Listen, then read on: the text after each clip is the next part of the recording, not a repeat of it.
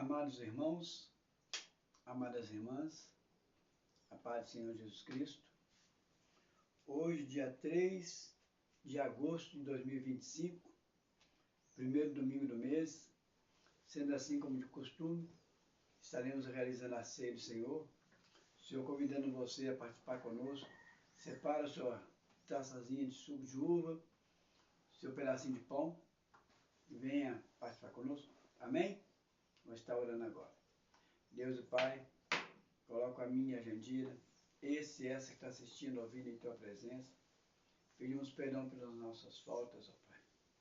Pedimos, Senhor, que o Senhor leve cativo nossos pensamentos em obediência a Ti, para que a gente não venha dispersar e também para que a gente possa absorver aquilo que o Senhor tem para nós. Na autoridade que me desce dos altos céus, faço cair por terra toda interferência das trevas, toda tentativa de interferência das trevas, toda tentativa de interferência dos homens, de tentar atrapalhar ou impedir a realização deste culto, a transmissão deste culto e deste culto chegar a quem o Senhor quer que chegue, em nome de Jesus. Amém. Eu marquei um encontro com Deus neste santo lugar de oração.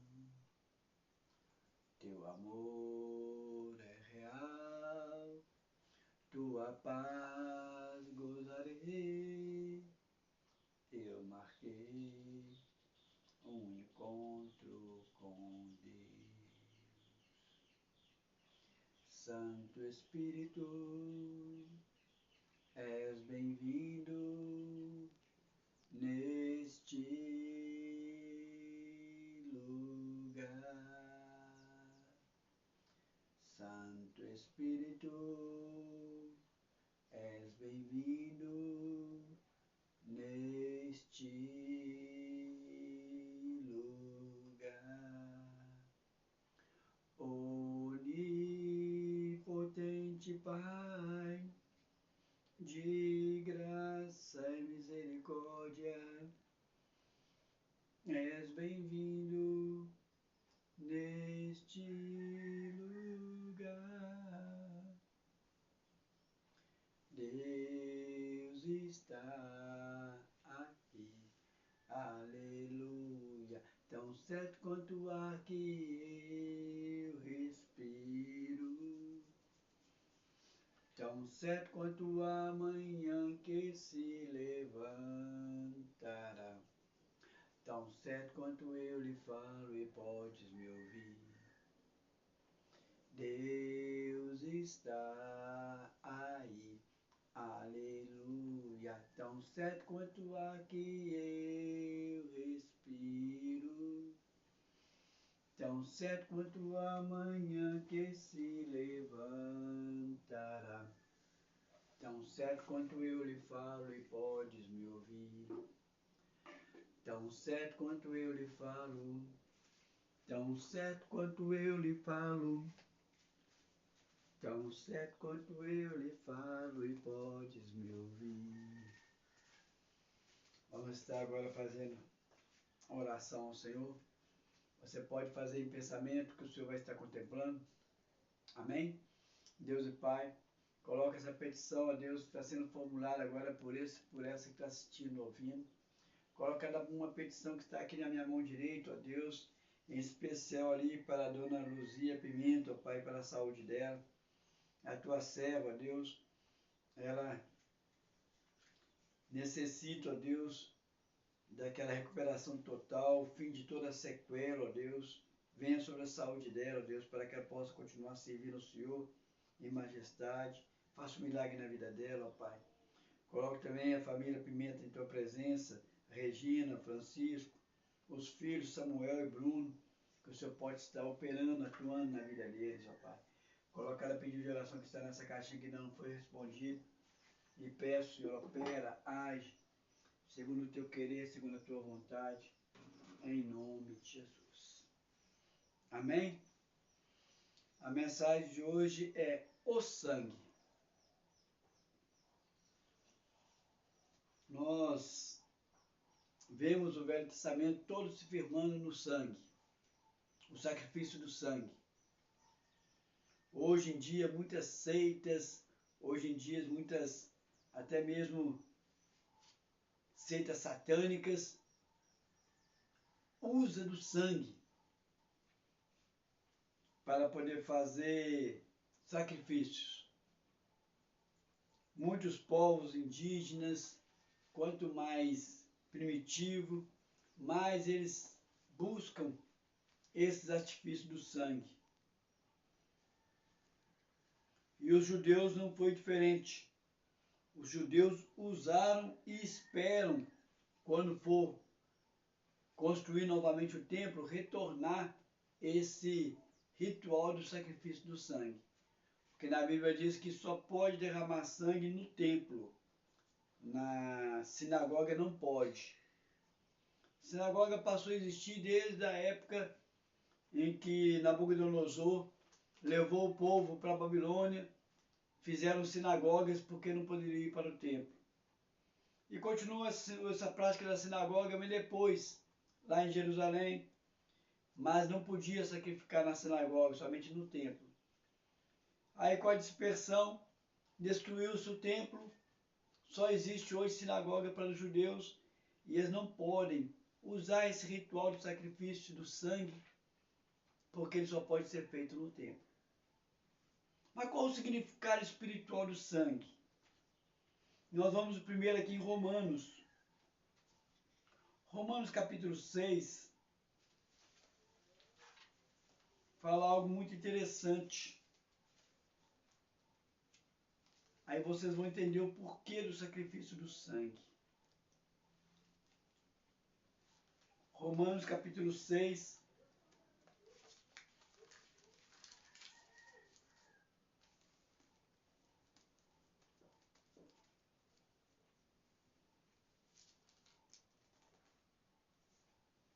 Vinte e 23 diz: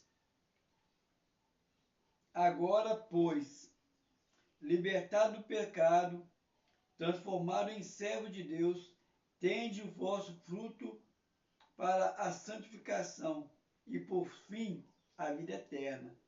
Porque o salário do pecado é a morte, mas o dom gratuito de Deus é a vida eterna em Cristo Jesus, nosso Senhor. Deixa bem claro aqui que o salário do pecado é a morte. Nós estamos falando do sangue. O que tem a ver o sangue a ver com a morte? O salário do pecado é a morte. Em Gênesis, capítulo 2, também fala algo interessante. O que tem a ver o sangue com o pecado e com a morte? Gênesis capítulo 2, versículos 16 e 17. Gênesis 2, 16 e 17.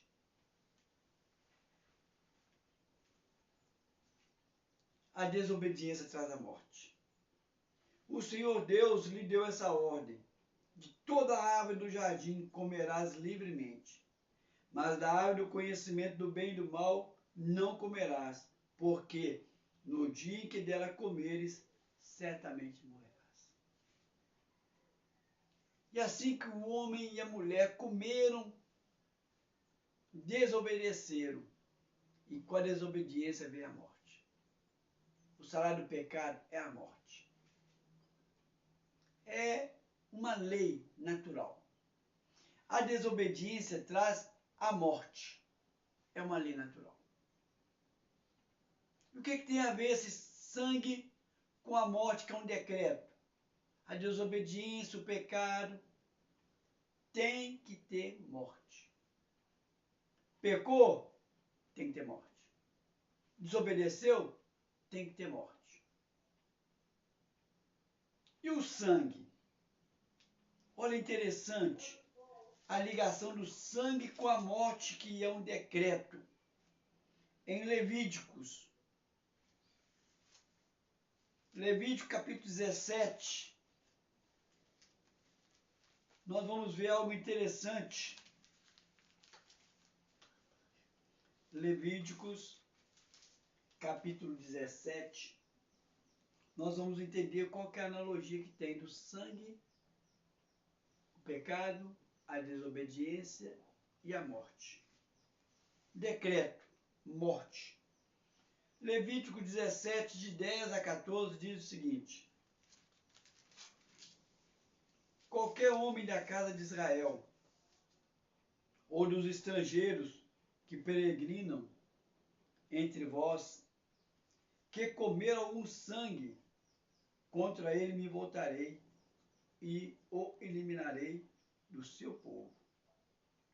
Porque a vida da carne está no sangue.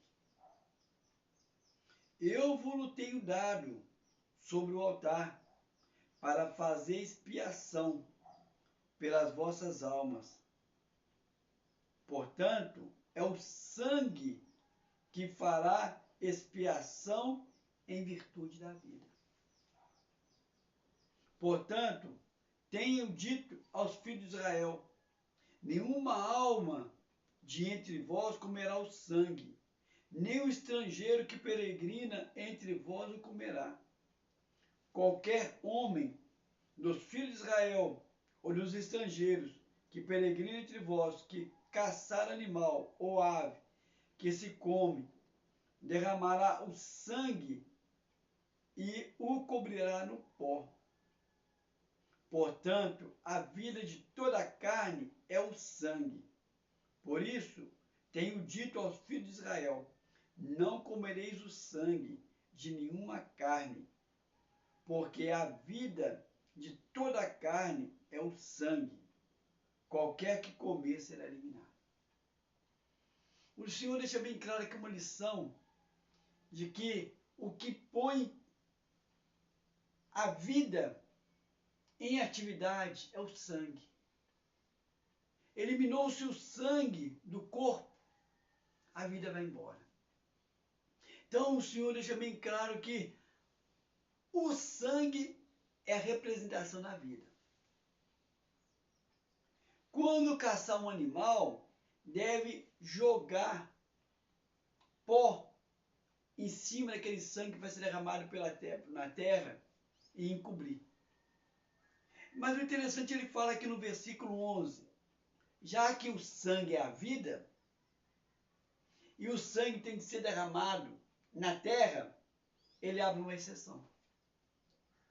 Um lugar que pode derramar o sangue, no versículo 11 ele fala aqui, porque a vida da carne está no sangue. Olha como é que é interessante. Agora que ele fala no 11, eu vos tenho dado sobre o altar, para fazer expiação pela vossa alma, porquanto é o sangue que fará expiação em virtude da vida. Olha que incrível. Você tem que derramar o sangue do animal na terra e ainda cobrir. Mas uma exceção. Aquele sangue que é derramado no altar, ele vai fazer expiação. A expiação é perdão dos pecados. Essa exceção o Senhor abre, porque ele diz aqui bem claro, portanto, o sangue fará expiação pela vida. Por quê? Porque o sangue é vida. A partir do momento que uma pessoa pecou, tem que morrer. Houve desobediência, tem que morrer. Aí o que o Senhor fala? Derrama um sangue no altar. Esse sangue derramado, que é vida, que foi morto, vai substituir aquele que deveria de morrer. Incrível, né? Derrama-se um sangue para poupar uma vida. Mas tem que haver, que é um decreto. Desobedeceu, morrerás. O salário do pecado é a morte. Olha, para vocês terem uma noção como que isso é muito forte. O primeiro pecado que gerou a desobediência, foi necessário haver morte. Gênesis capítulo 3. Gênesis capítulo 3.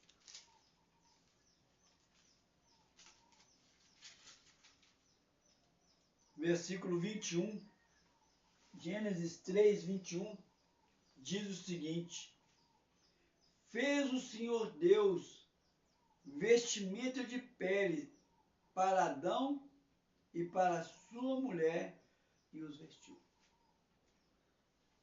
Adão e Eva andavam no jardim sem problema nenhum com relação à nudez. No momento que eles desobedeceram, eles passaram a ver malícia na nudez. O sexo ia haver, multiplicar e encher a terra ia haver, sexo não é pecado, mas a malícia de ver a nudez obrigou o Senhor a cobrir a nudez de Adão e Eva. Eles esconderam do Senhor, porque eles viram que aquela nudez não ia trazer a santidade deles perante o Senhor. Até então não tinha problema nenhum, eles apresentavam perante o Senhor nu.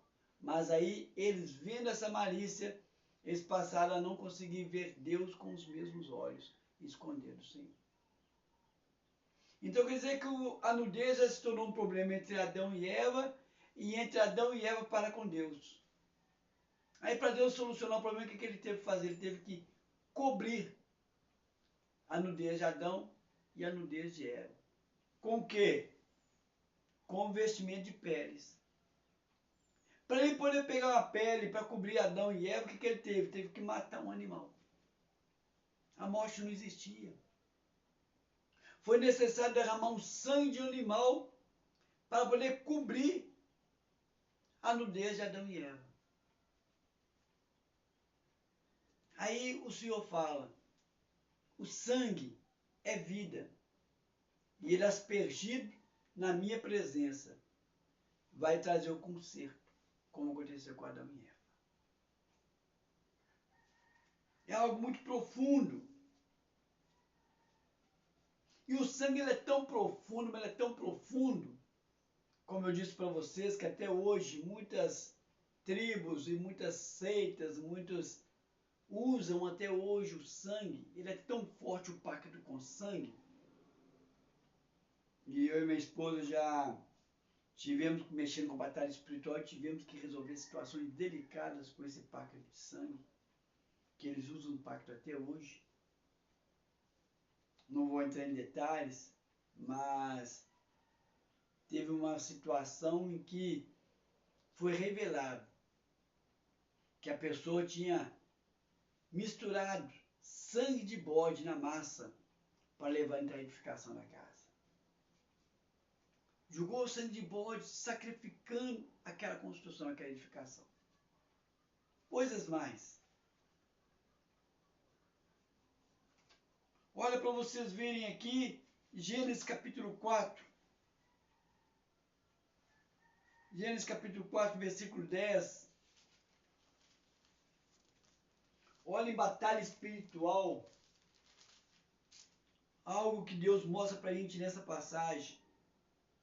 Quando Deus conversa com Caim, ele diz no Deus assim, e disse Deus, que fizestes? A voz do sangue do teu irmão clama da terra a mim. Quer dizer então que, mesmo com Abel morrendo, o sangue dele deixava a marca do homicídio. É algo que fica impregnado no mundo espiritual. Quando há um homicídio, quando há um acidente, é uma dificuldade para tirar um sangue de uma casa, de um piso, de um asfalto. Mas no mundo espiritual mais ainda. Aquele lugar que houve derramamento de sangue é algo delicado quando se mexe em batalha espiritual. Deus falou, o sangue de Abel clama a mim.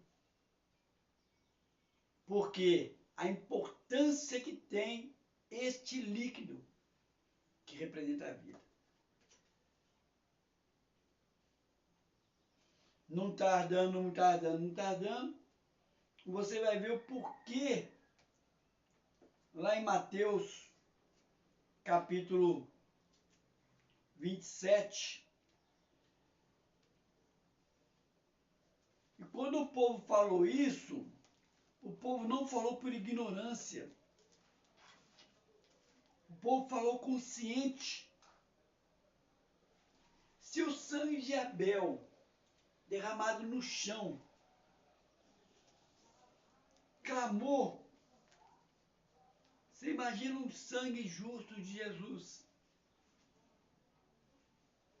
Mateus 27, versículo 22 a 25. 27, versículo 22.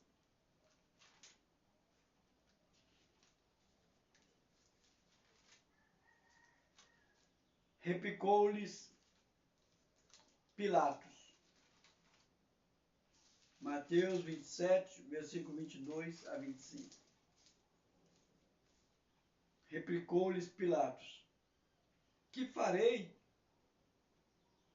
então de Jesus, chamado Cristo? Seja crucificado? Responderam todos. Que mal fez ele? Perguntou Pilatos. Porém, cada vez mais clamavam: seja crucificado. Vendo Pilatos que nada conseguia, antes, pelo contrário, aumentava o tumulto, mandando vir água, lavou as mãos perante o povo, dizendo: estou inocente do sangue desse justo. Fique o caso convosco. E o povo todo respondeu: caia sobre nós o seu sangue e sobre nossos filhos. O povo declaradamente, o sangue de Caim derramado na terra, clamava. Aí ele diz aqui, olha, esse sangue de Jesus não cai no chão, na terra, não, cai sobre nós, sobre nossos filhos, cai sobre os judeus, cai sobre a nossa descendência, a nossa ascendência. Que o sangue dele caia sobre nós. Mas acontece que o fato aqui do sangue de Jesus ser tão precioso, que o simples fato de Pilatos lavar a mão não inocentou ele. Ele também carregou a culpa desse sangue.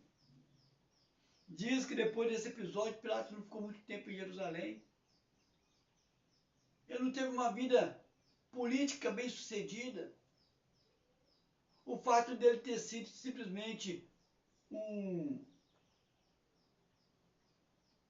não ter feito nada, a omissão de Pilatos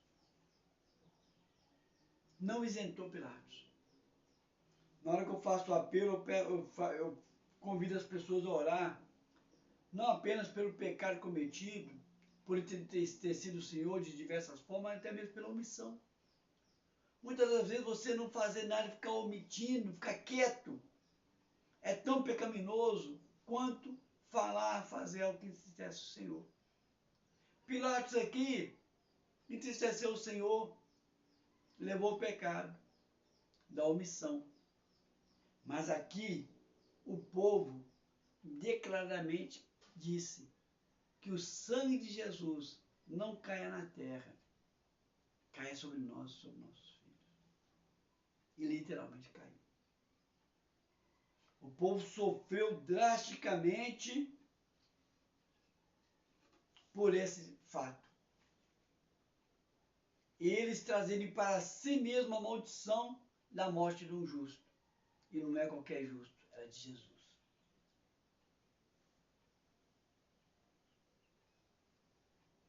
Agora olha para vocês verem que não é simplesmente o fato deles terem declarado que caia sobre nós o sangue. Existia uma necessidade. no Evangelho de João, João capítulo 11,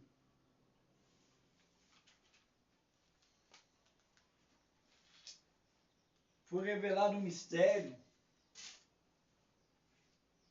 João capítulo 11, versículo 47 a 52, diz o seguinte, 11:47. Então, os principais sacerdotes e os fariseus convocaram o sinédrio e disseram: que estamos fazendo, uma vez que este homem opera sinais? Se o deixarmos assim, todos crerão nele. Depois virão os romanos e tomarão não só o nosso lugar, mas a própria nação. Caifás, porém, um dentre deles, sumo sacerdote daquele ano, advertiu-os dizendo: vós nada sabeis, nem considerais que vos convém que morra um só homem pelo povo e que não venha perecer toda a nação? Ora, ele não disse isso por si mesmo, mas sendo sumo sacerdote naquele ano, profetizou que Jesus estava para morrer pela nação. E não somente pela nação, mas também para reunir em um só corpo os filhos de Israel que andam dispersos. Na hora que ele estava questionando aquela questão política ali, ele sendo sumo sacerdote, ele profetizou: é necessário morrer um homem pela nação, não apenas pela nação, mas pela toda a humanidade. Foi instituído que o derramamento do sangue no altar, ele iria substituir o pecado, a morte, a consequência daquele lá. Mas aqui foi decretado pelo próprio sumo sacerdote que morra Jesus para salvar a humanidade, não apenas a nação judaica. Já não é o altar ali no templo, foi derramado ali na entrada de Jerusalém, numa montanha. A Jerusalém inteira, aquela montanha se tornou altar. O mundo inteiro se tornou altar. Quando o sangue de Jesus caiu na terra, sim, o povo judeu trouxe para si, mas estava também caindo na terra, a terra estava sendo um altar. E lá em Hebreus, fala que esse sacrifício foi superior. Por quê? Porque aquele sangue que era derramado pelo sumo sacerdote, ele era derramado uma vez por ano, que era o ritual da expiação. Por que ele tinha que ser derramado uma vez por ano? Porque ele era ineficaz. Mas esse aqui não.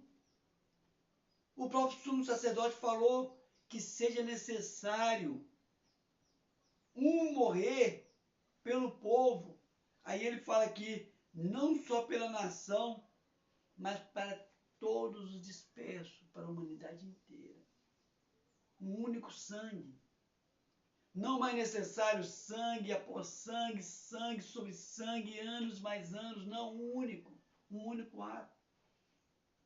Não fui lá em Hebreus, podem ir lá olhar depois, para a gente não perder muito tempo, que nós temos a ceia. Mas um único sangue derramado iria resolver o caso não apenas dos judeus, mas da humanidade inteira. Esse ato ali que fazia expiação no altar era uma sombra do que iria acontecer com Jesus. Olha o que Jesus fala aqui, volta um pouquinho, João capítulo 6.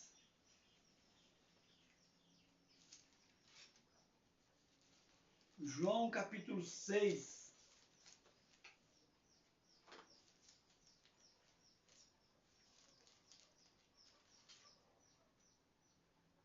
versículos 47 a 56.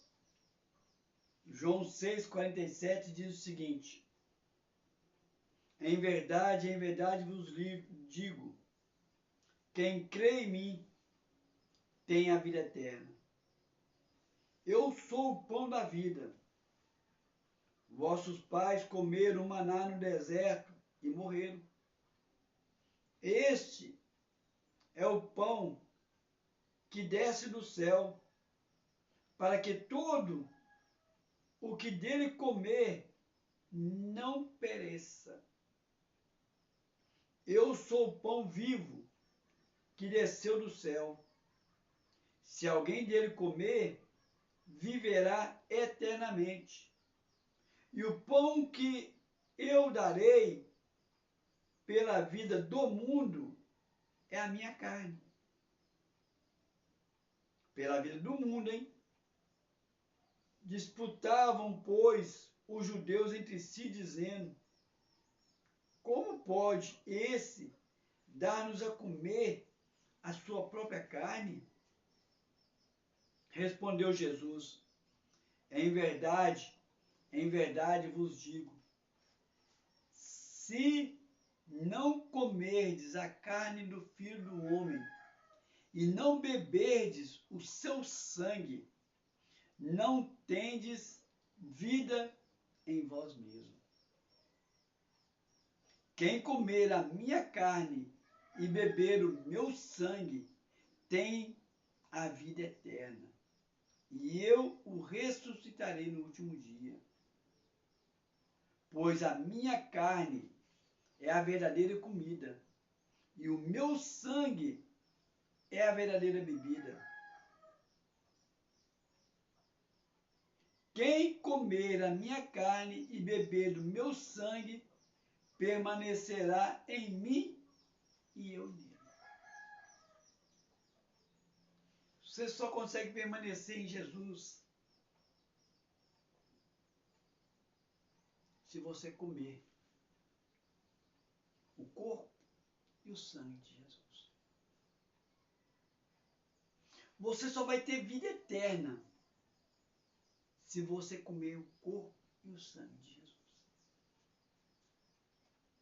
Nos rituais satânicos, eles pegam o sangue daquele animal, jogam sobre as pessoas, enchem as taças, as pessoas bebem daquele sangue.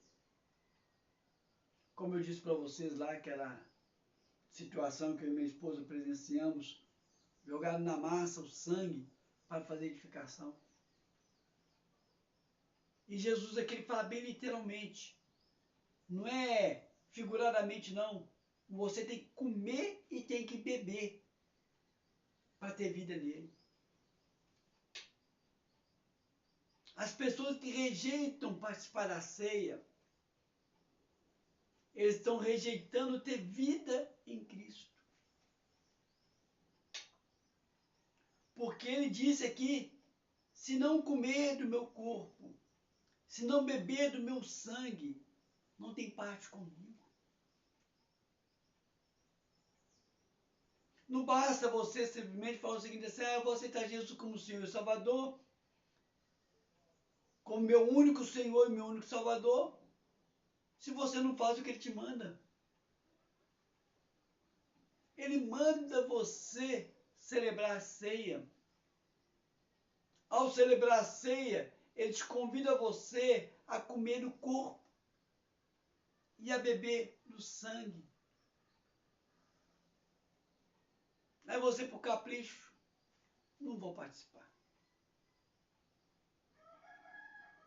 Quem não participa da ceia, quem não celebra a ceia, não tem parte com o Senhor. Foi colocada uma exigência muito grande no meio do povo, de que aquele que tivesse algum problema, algum pecado, não era digno de participar da ceia. Com isso, muitas pessoas ficavam meses e meses, até mesmo anos, sem participar da ceia por causa da consciência. Mas quando Paulo convida você a examinar, ele não está querendo colocar em você uma condenação para não participar da ceia, não. Ele está querendo dizer para você o seguinte: olha, esse sangue é sagrado. Examina a si próprio, pede perdão a Deus e participa da ceia. Nós temos que participar da ceia. Só que eu não vou participar de qualquer maneira. Não vou participar de maneira indigna. Antes de participar da ceia, eu tenho que apresentar ao Senhor o quê? O meu pecado. Se o sangue de um bode, se o sangue de um carneiro, se o sangue de um animal representava uma morte para que você não morresse, quanto mais o sangue de Jesus. Ah, mas o meu pecado é demais. Sangue. Somente pelo sangue de Jesus Cristo que nós vamos ter vida eterna. Se você for contemplar o seu pecado, você vai morrer. Porque o salário do pecado é o quê? É a morte. Mas o Senhor convida você a fazer um exame de consciência, apresentar o seu pecado a Ele e pelo sangue dele você terá a vida eterna. Você vai ser perdoado desse pecado seu, porque Jesus já pagou o preço, derramando sangue precioso na cruz do Calvário, uma vez por todas. Há quase 2000 anos atrás, ele derramou uma única vez. O sumo sacerdote derramava ano após ano, ele não, uma única vez. Já foi pago o preço, já foi feito o sacrifício, já foi derramado sangue. O que você tem que fazer é entrar debaixo da aspersão desse sangue, confessando o seu pecado e aceitando Jesus perdoar o seu pecado. Porque se você não aceitar que Jesus é quem pode perdoar, ninguém vai abrir sua cabeça para fazer isso. Aí você aceitou o perdão do Senhor, participe da ceia. É algo muito simples, algo muito genuíno. Olha para vocês verem aqui, nós vamos partir agora para o elemento da ceia, para a gente poder estar participando. E olha como que fala aqui, 1 Coríntios, capítulo 11. 1 Coríntios, capítulo 11, versículo 23. 1 Coríntios, gente. 1 Coríntios, capítulo 11. Então, você participar da ceia, nada impede. É uma obrigação, é um dever. Nós cristãos evangélicos temos um costume de somente participar da ceia aqueles que são batizados. Por quê? Porque passaram por um preparo, nem que seja pequenininho, para poder participar da ceia. Porque uma pessoa chega e participa da ceia sem ter conhecimento nenhum, corre o risco de participar da ceia indignamente. A gente convida a participar da ceia quem tiver batizado. Mas se o Senhor convidar você, que não foi batizado ainda, a participar da ceia, quem sou eu para te impedir de participar da ceia? Mas uma coisa é certa, você tem que examinar, você tem que ter consciência. Se você não tiver como examinar, olha para vocês verem aqui, 1 Coríntios, capítulo 11, versículo 23, diz assim: porque eu recebi do Senhor o que também vos entreguei.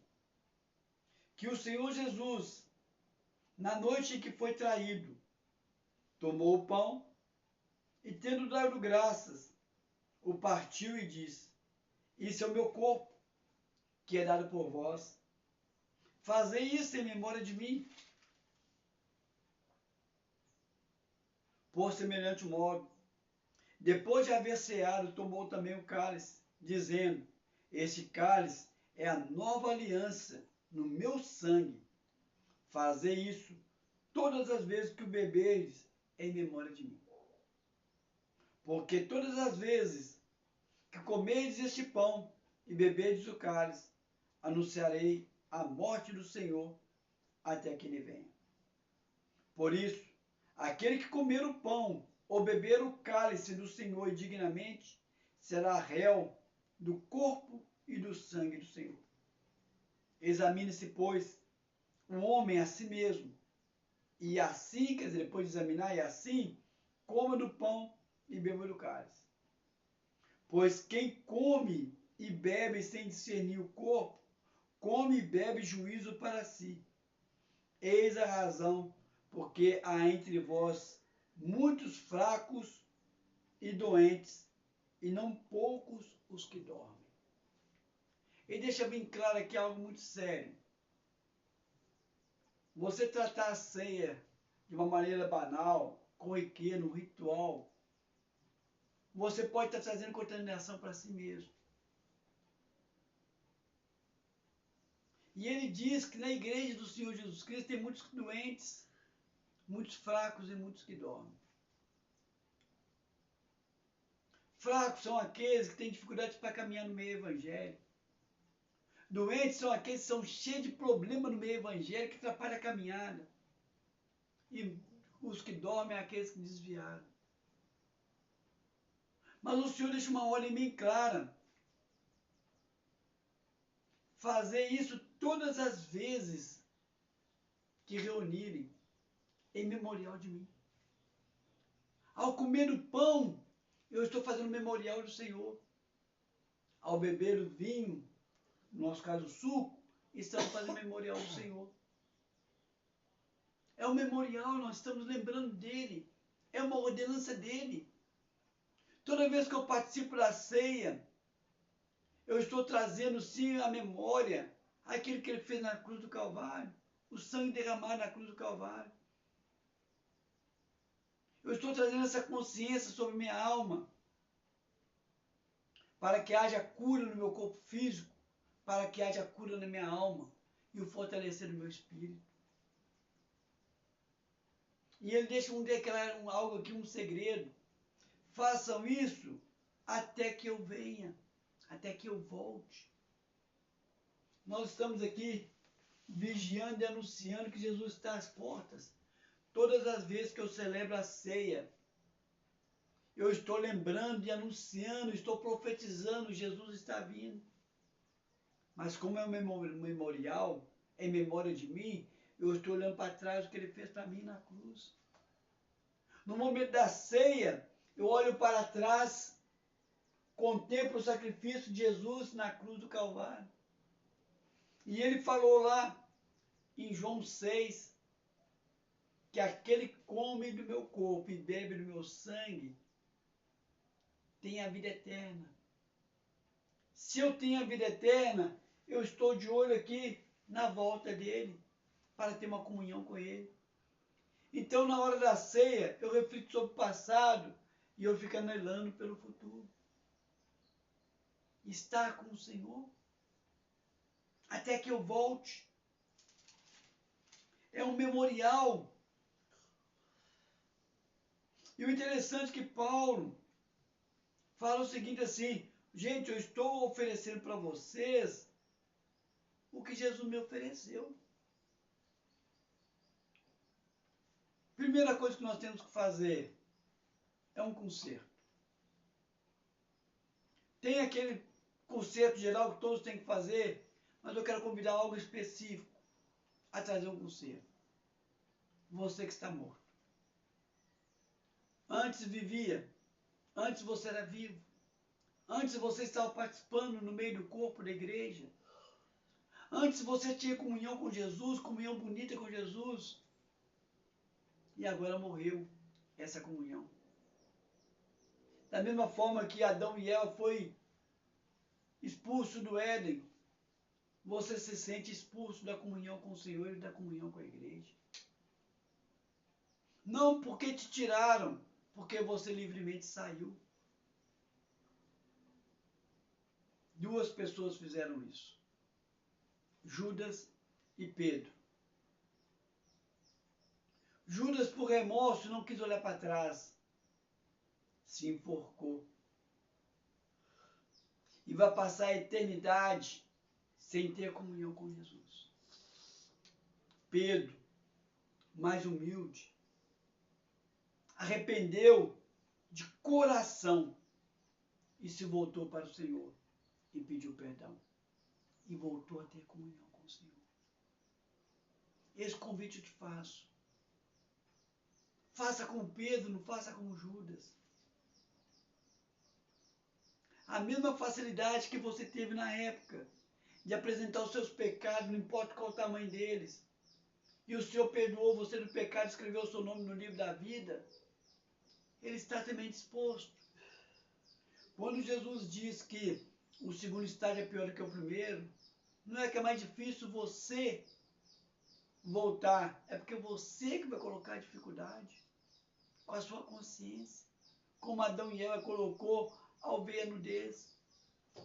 Por isso eu te convido agora, retorna para o caminho, ora após mim dizendo, eu reconheço que muitas vezes contemplei os meus pecados, contemplei os pecados dos meus irmãos, contemplei as circunstâncias, não entendi os teus propósitos, afastei de ti. Por isso, arrependido, eu volto. Peço ao Senhor que volte a ter comunhão comigo e me ajude a voltar a ter comunhão com meus irmãos, em nome de Jesus. Amém? Agora me dirijo a você, que não tem o seu nome escrito no livro da vida. E a maior evidência de ter o nome escrito no livro da vida é não ter medo da morte. A maior evidência de você ter o nome escrito no livro da vida é você ter consciência que independente de qualquer coisa, hoje, amanhã ou no futuro, eu vou estar salvo com Jesus. Se eu coloco dúvida, se eu achar que um pecado meu que eu cometer amanhã não vai me deixar com Jesus, é incerteza da salvação. A certeza da salvação é você saber que aconteça o que acontecer, Jesus não vai te deixar você sem salvação, porque você entregou sua vida para Ele. Ele vai fazer o que for, mas você é dele. Se você não tem essa certeza, ora após mim, entregando sua vida ao Senhor Jesus. Diga comigo, eu falo meu nome, você diz o seu. Eu caso, você diz o seu nome. Reconheço que muitas vezes, por pensamentos, por palavras, por atitudes, até mesmo por omissão, eu entristeci o coração de Deus. Peço perdão agora. Também reconheço que eu não consigo conduzir minha própria vida, quanto mais ser espelho para as pessoas que eu amo. Por isso eu coloco a mim, todos que eu amo, tudo que eu tenho aos teus pés, para o Senhor fazer o que o Senhor bem quiser. Também peço que o Senhor escreva o meu nome no livro da vida. E a partir de agora, de uma maneira consciente, eu reconheço Jesus como meu único Senhor e o meu único e suficiente Salvador, em nome de Jesus. Amém? Vou orar por vocês dois. Senhor Deus, coloco esse e essa que aceitou o Senhor como Senhor Salvador. Coloco esse e essa que voltou aos teus caminhos em tua presença e peço, Senhor, faça uma obra maravilhosa na vida deles. Que eles sintam o espergido sangue que o Senhor derramou na cruz do Calvário sobre a vida deles, restaurando, salvando e perdoando, em nome de Jesus. Amém? Como o Senhor disse aqui, como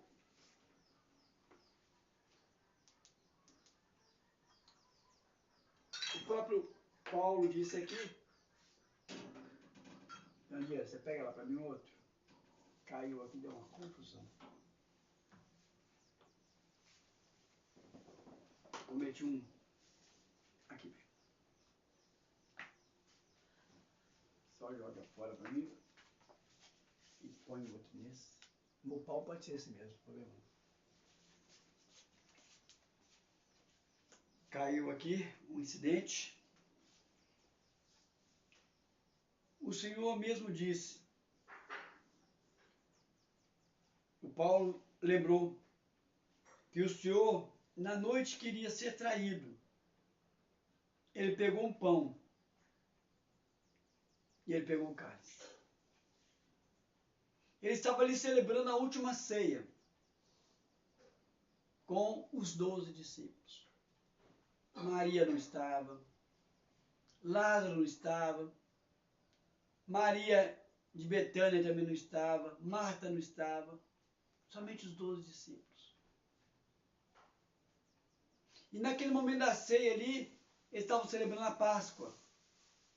E a Páscoa ela tem vários elementos que faz lembrar de quando o povo judeu foi liberto do Egito. E uma das coisas que foi necessário ali colocar é que eles aspergiram o sangue de um cordeiro e marcou os umbrais da casa com aquele sangue, mostrando que o lugar onde que tinha aquele sangue aspergido, a morte não passaria. E aí o povo atravessou o Mar Vermelho. Todo ano, ao celebrar as Páscoas, tinha que ter os elementos. Tinha que ter aquele cordeiro, lembrando daquele cordeiro que foi morto e que foi colocado sangue nos portais e nos obrais. Tinha lá uma erva, mostrando da dureza que foi a escravidão. Tinha lá um pão sem fermento, lembrando, tinha um pão sem fermento, lembrando que ia sair às pressas. Tinha o vinho, que fazia parte da cerimônia judaica, e outros elementos. Jesus contemplou aquela mesa ali cheia de elementos que simbolizava a Páscoa, que todos os judeus tinham que participar, e ele inverteu. E ele encerrou a Páscoa judaica e iniciou a Páscoa de Cristo. O Mar Vermelho, a libertação do povo do Egito. Aquele cordeiro, a proteção da vida do povo. Ele simplesmente pegou somente 2 elementos que estavam naquela mesa. Ele não pegou a erva, ele não pegou outros elementos, ele pegou simplesmente o vinho e pegou o pão. A mesa estava farta de símbolos judaicos da Páscoa da época de Moisés. E ele iniciou uma nova Páscoa. Todas as vezes que a gente participa da ceia, nós estamos realizando a Páscoa, uma Páscoa diferente. O outro era lembrando da libertação do Egito. Essa é lembrando da libertação do pecado. A outra celebração era mostrando que o Mar Vermelho iria trazer uma diferença muito grande. Essa é mostrando que o Senhor nos livraria de todo o pecado e nós teríamos a vida eterna. Ele pegou 2 elementos. Aí fala aqui: portanto, que eu recebi do Senhor, também vos entreguei, que o Senhor Jesus, na noite que foi traída, tomou o pão e tendo dado graças. Tomou o suco, o vinho e deu graça. Levanta o seu pão, levanta o seu suco e vou estar consagrando agora e dando graça como Jesus fez. Senhor Deus, Pai eterno, o Senhor coloca esse pão, esses pães, coloca esses sucos, coloca os pães, o suco que está na mão do meu irmão e da minha irmã agora, como embaixador do Senhor aqui na terra. E eu determino que esses elementos sejam transformados agora no sangue do Cordeiro e no corpo do Cordeiro. Que o mundo espiritual não veja mais como elemento um suco e um pão, mas o corpo e o sangue de Jesus Cristo. Que ao comermos e bebermos, tenhamos cura do nosso corpo físico, tenhamos cura da nossa alma e tenhamos também o fortalecer do nosso espírito. Em nome de Jesus, consagro a Ti, Senhor, tanto esses que estão na minha mão, como os que estão na mão do meu irmão e da minha irmã que está assistindo, ouvindo, em nome de Jesus. Amém?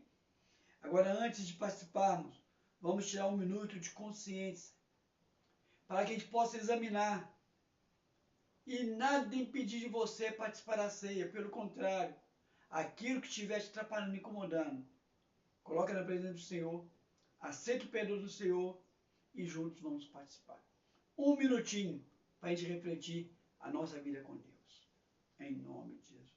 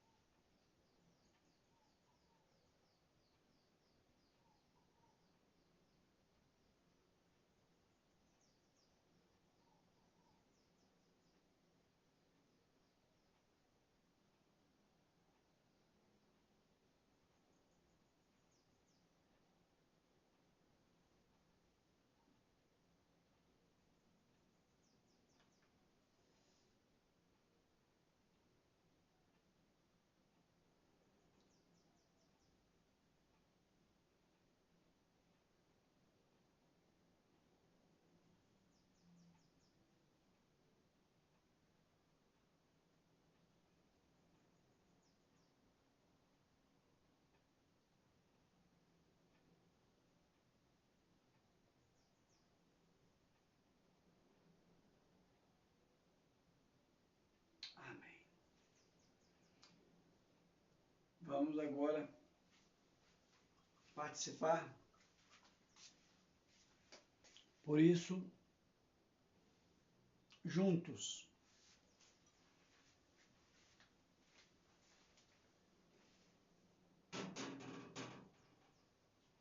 comamos e bebamos, em nome de Jesus.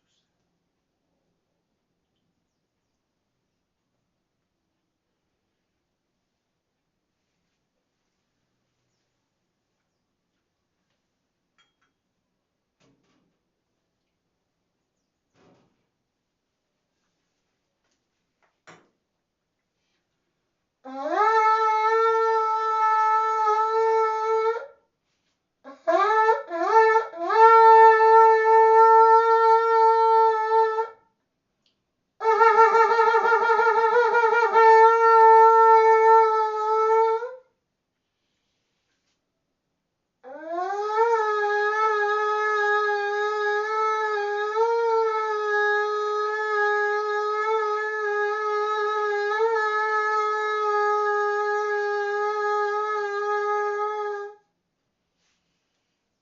Aleluia.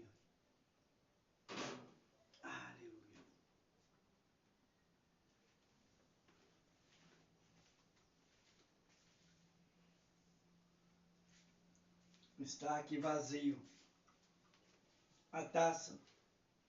Está aqui vazio o local que estava o pão. Ao comer, entrou para dentro de mim, entrou para dentro da Jandira, entrou para dentro de você, simbolizando que quando você aceita Jesus como Senhor e Salvador, Ele não mais está na cruz, nem ali no túmulo, mas dentro de você. Amém? Vou agora estar realizando a bênção apostólica. O Senhor permitindo, domingo que vem, estaremos aqui novamente, com a graça do Senhor. Deus e Pai, na autoridade que me desse dos altos céus, coloco a mim, a Jandira, essa que está assistindo, ouvindo em Tua presença. E determino que tenhamos uma semana mais que abençoada. Em nome de Jesus. Amém, amém e amém.